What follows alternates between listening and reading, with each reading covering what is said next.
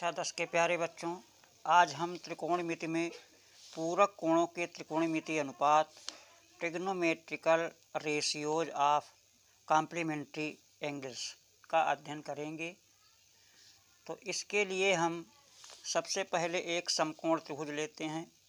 ये मान लीजिए हमने एक समकोण त्रिभुज ले लिया ए बी सी और कोण बी को 90 मान लिया। माना समकोण त्रिभुज ABC में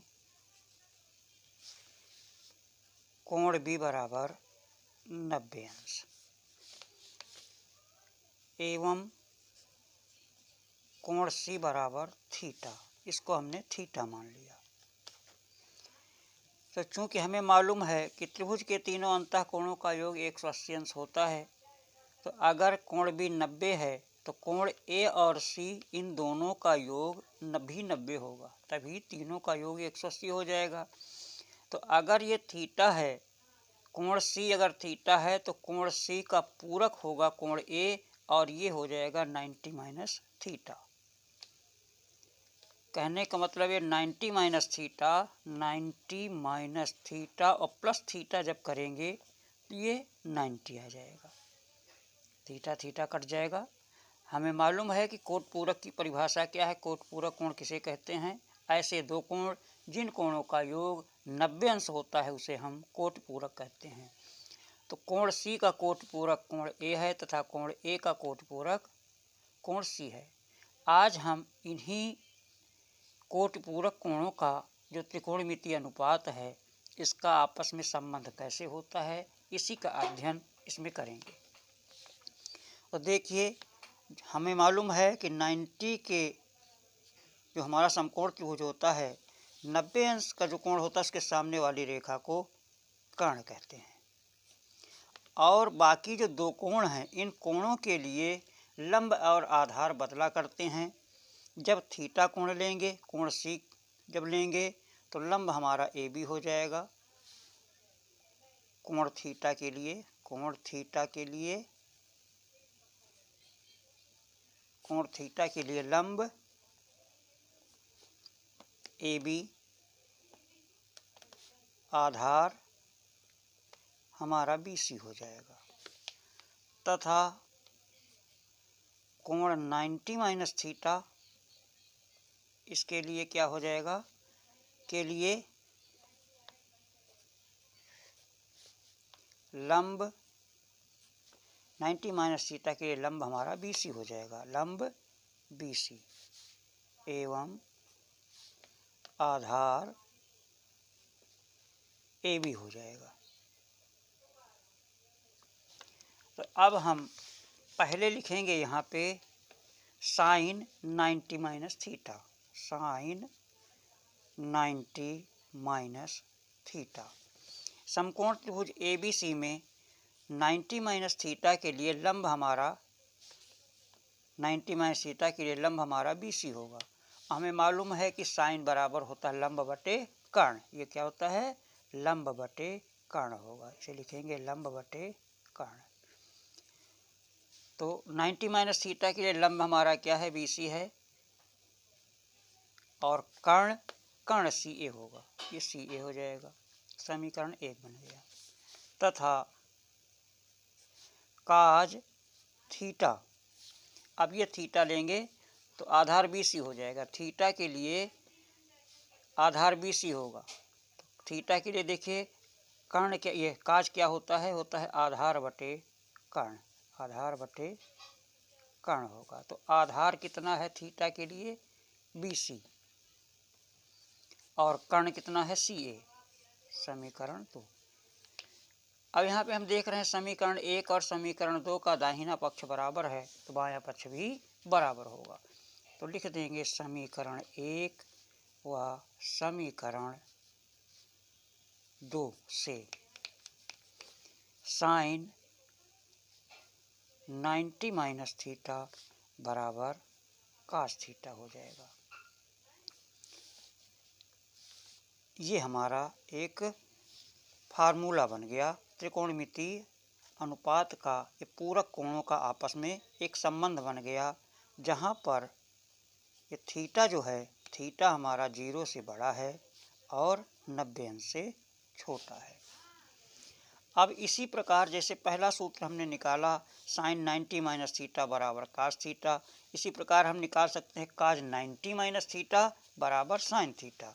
तो अगर हम निकालें काज 90 minus theta, cos 90 minus theta, तो काज बराबर होता है आधार बटे कर्ण, हमारा हो जाएगा ये आधार बटे कर्ण। तो ध्यान दीजिए 90 माइनस थीटा के लिए आधार क्या हो जाएगा, ए बी, और कर्ण क्या हो जाएगा, कर्ण हो जाएगा सी ए। ये समीकरण 1 हो गया। तथा इसमें हम क्या लिखेंगे, साइन, साइन थीटा बराबर साइन थीटा, अब थीटा कोण लेंगे तो थीटा के लिए साइन थीटा बराबर होता है लंब बटे कर्ण, लंब बटे कर्ण लिखेंगे। तो लंब कितना है इसमें, लंब है बी सी,